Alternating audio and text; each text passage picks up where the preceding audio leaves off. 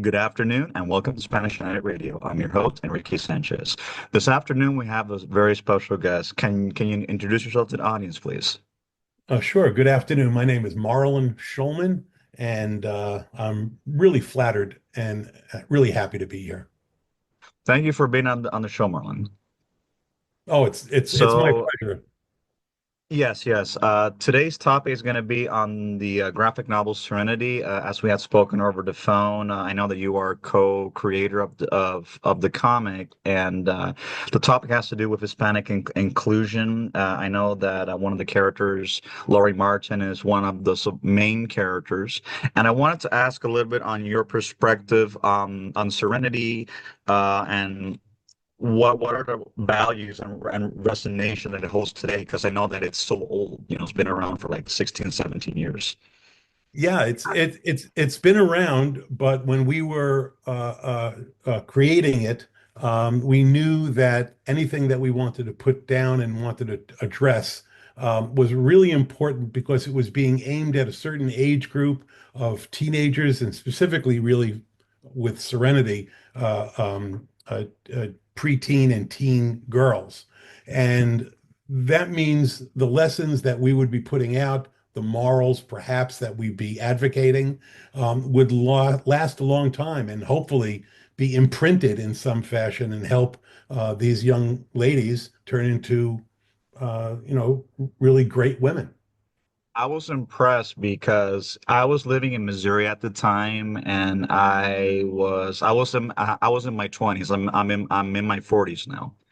Okay. And I came across volume 6 of Serenity, and what caught my attention was two things. Number one, that it said it was America's premier inspirational manga, Yep. and the character Serenity kind of bears a resemblance to Ray Yanami of Neon Genesis Evangelion. And one of the things that I liked about is that it uses Bible verses to deal with issues, and at the same time, it doesn't shy away from issues that a lot of tweens and teenagers deal with. So I'm just wanted to know, like, how are you able to talk about controversial issues in a way that it was able to be presented in a way that parents would understand and they would approve of? Because a lot of Christian parents in particular, they tend to be iffy about things that might be controversial, even though it's not explicit.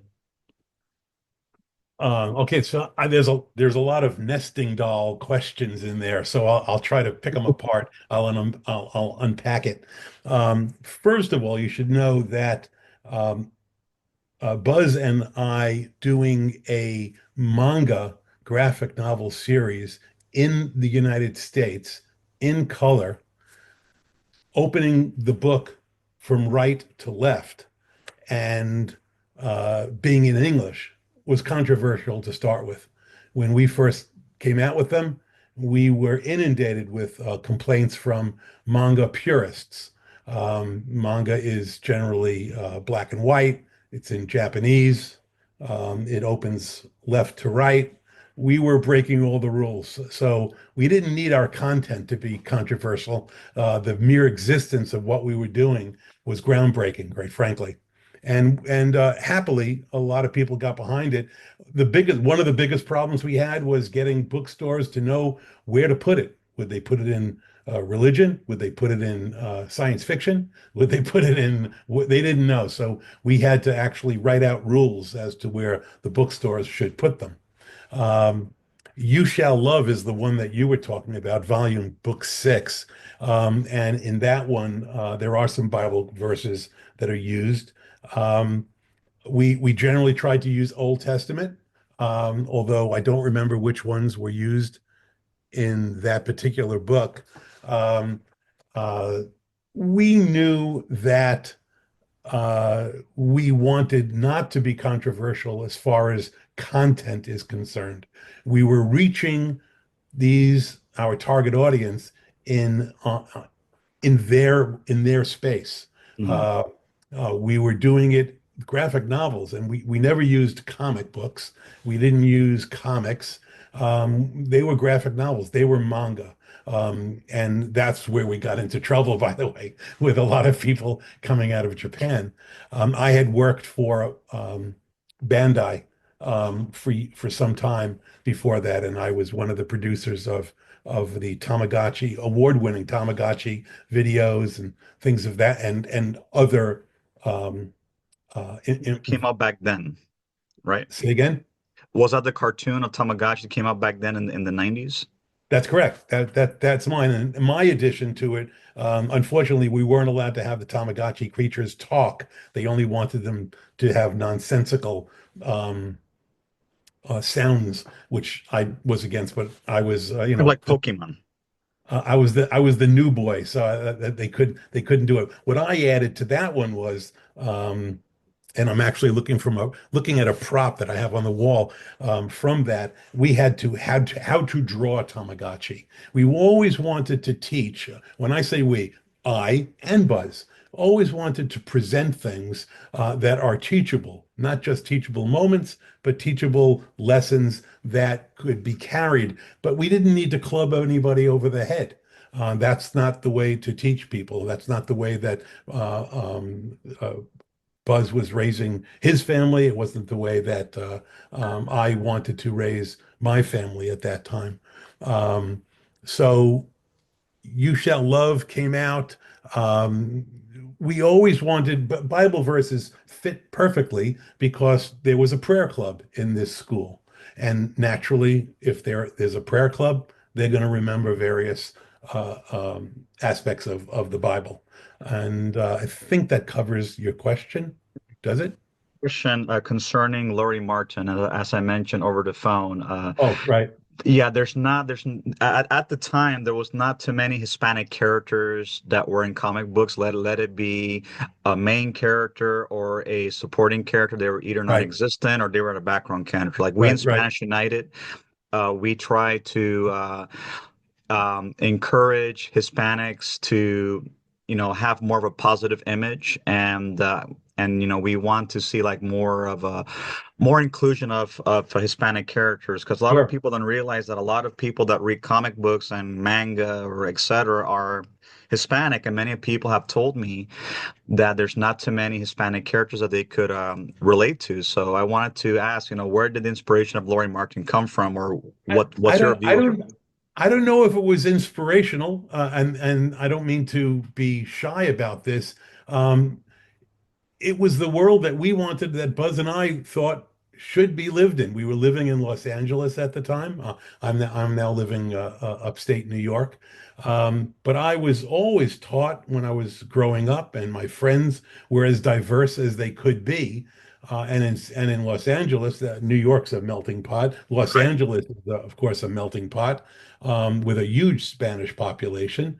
And to us, that wasn't the controversial part. It was natural, and it was important for us to portray and show teens and preteens that life is a multitude of people, all for the better. Quite frankly, the more controversial than that was Serenity having blue hair. That we got a little pushback on from some people. Um, but to us, I you use the word inspirational. I don't know if it was inspired as much as, you're supposed to write what you know. Right. And the writers that we were using, and Buzz and myself, we knew a diverse society. And what's going on today, quite frankly, I don't want to get too much into politics, Mhm. uh, blows my mind, quite frankly. And I haven't spoken to Buzz in some time, but I'm guessing that it would be to him as well, as far as the uh, uh, incredible pivot from inclusion, it seems, to celebrating some unknown, rather narrow definition of what an American is. Yeah, because what I liked about Serenity is that it was a multicultural cast of characters from different backgrounds, and I felt that it was more realistic, that it dealt with today's society and the fact that all the characters they have their flaws, but what I liked about it is that they try to help Serenity become a better person, which at the end of the series, she makes a positive change, and that's something that really resonated with me. Do you Yeah. think later on in the future there will ever be like an animated series of the series, or you think it was We just a we one-time thing? we would love it. We wanted it to go on to book 11, book 12. We had plans. It did not sell the way we thought it should sell. We think it was a landmark, still think it's a landmark series. People really do like it, although I haven't heard from people. I see it circulating around. I'm reading the little, I'm on a website right now, and I'm reading the little it's probably taken from the back of the book that we wrote little summaries of each one. Right. And I'm reading which one. And yeah, these are timeless stories that we did. I'm very proud of it.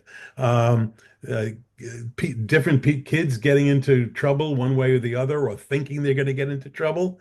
We wanted to make sure that families were portrayed as um, stabilizing influences rather than anything else that occurs in real life. But I think kids need um, a central sticking post, a place that they can depend upon, even if they um, uh, uh, have problems with their parents, or they don't like what their parents are doing, or their teachers are not. They need to know that there's a stability that is part of their family, part of their life. And in the Serenity series, it was obviously the individual families, but the prayer club was another type of family that we wanted to have, because the prayer club consisted of people of their own age, of Serenity's own age. And although she um, uh, wrestled with problems and didn't like various things that were going on in her life, and even with the prayer club, um, they were there and they were stable and they included her. And inclusion, I think you used the word earlier, inclusion is a pass through in the entire series, I think. Yeah, and I feel that with the prayer club, it also humanizes religion, because as you know, for many people, religion can be controversial because of bad experiences or what they've Sure. gone through. And I felt that it was a way of dealing with issues that happen within youth groups. When I was a teenager, and I've gone through similar things with youth groups, even among synagogues. I am a Latino Jew, by the way, forgot to include that. And Okay. I feel that it is a way that it could show that even though the prayer club really had a sincere purpose to help Serenity to become a better person, which she did at the end of the series, but at the same time it also shows the imperfections and flaws. Like, for example, Kimberly Calvin, who was her rival, even though she was a pastor's daughter, she had a lot of issues, A lot and of problems. Yes. she was Yes. able to become Serenity's friend at the end. Yeah. Well, um, I don't think there was ever a time when Serenity was, quote, bad, although we use that word. She was, but I will say this. I remember numerous meetings throughout the life of Buzz Studios, Real Buzz Studios, um, that Buzz is a devout Christian. His wife from Korea, a very devout Christian. I'm a conservative Reform Jew from New York. I was not interested in Right. evangelizing any particular religion. Wasn't interested in saying this is the right way, this is the wrong way, and this is the religion to go to. And that goes for any sort of religion, quite frankly. Right. What we did in here is very, very consciously and carefully, um, we were morally supportive. We had stories that anybody could read, anybody could get behind them, and anybody could understand and trust whether they were a Christian, Jew, Hindu, atheist, even. It didn't matter. The stories were there they were value reinforcing in their nature. And that was the through line that we always talked. I remember Buzz and I always talking about this between ourselves and with authors, and with some of the uh, uh, artists that we utilized as well. Um, Value reinforcement was the important thing. Don't go over the line as far as what we're saying. Don't point and say this is the right way. But all these things were presented to Serenity as perhaps a choice, a better choice, and it worked out. Feel that, that was the message that I got and other people have got, and that's why I think it is a Yeah. series that I think that it had opportunities to flourish. It could have gone many ways. Well, Well, anyway, I want to interrupt you. I didn't yeah, sure, answer go one ahead. thing that you wanted to say, which was, do you think it'll ever be an animated? We'd love it to be an animated series of some sort. We love it to live and grow because even just looking at the backs of the books right now that I'm reading, all these stories stand up, and it's years and years later. And quite frankly, what's going on in the world, in the country right now, I think we all can use to reinforce our values a bit. Well, anyway, I want to tell you, Marlon, that we come to end of our time. But again, I want to tell you, thank you so much for being a guest on the show. It's an honor to have you here. And for all the listeners, we are on all social media platforms. We are on Spanish United, Facebook, Twitter, now known as X, Instagram, YouTube, now known as X. We are a nonprofit organization. Anything that anyone donates will be used to help Hispanic or non-Hispanic people in the community with their needs. And as soon as I'm done, I will send you the link and you can share with all your colleagues. I thank you very much, and I will send you whatever information you need for follow-up. We talked a little bit before the recording. It's truly it really is an honor. I feel honored to talk to you, and the work that you appear to be doing and are doing is a wonderful thing. So bless you, and if I can do anything in the future, please let me know. Yes, thank you so much, Marlon. Have yourself a wonderful evening. Thank you. Take care. Bye bye.